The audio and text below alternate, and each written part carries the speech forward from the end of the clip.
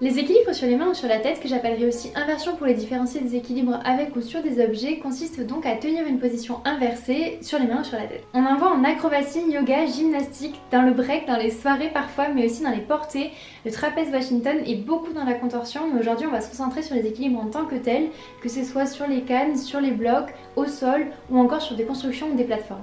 Il est difficile de retracer une histoire de la discipline, notamment car elle n'a pas d'agrès spécifique et que beaucoup de personnes la pratiquent sans forcément que ce soit la discipline principale.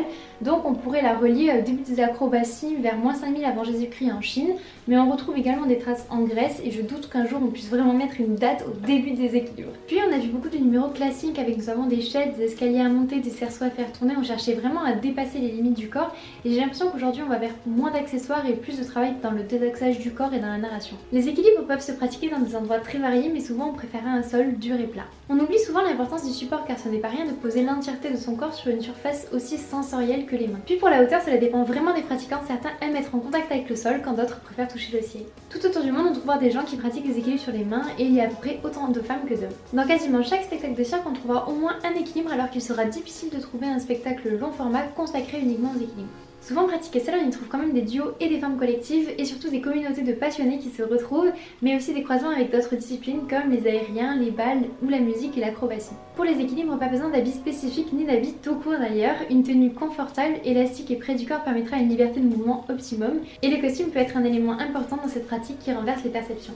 Certains porteront des straps pour protéger leurs poignets et beaucoup porteront un rond de tête pour les équilibres tête. Dès les premiers pas, on oscille entre les mains et les pieds sans forcément trouver l'inversion, mais c'est une pratique qui peut commencer assez jeune si on est bien entouré et accompagné et qui peut durer jusqu'à assez âgé si on garde la forme. On peut l'apprendre dans des écoles de cirque, de gymnastique ou de yoga et en faire sa spécialité en école professionnelle. Certains travaillent aussi en autodidacte, on trouve beaucoup de vidéos d'apprentissage sur les réseaux, mais aussi des formations en ligne et des stages. Il ne faut pas oublier que chacun a sa façon de gérer son corps et que c'est un long chemin qui demande patience et persévérance. Il y a vraiment un vocabulaire des possibilités en inversion et c'est aux artistes d'écrire des poèmes avec.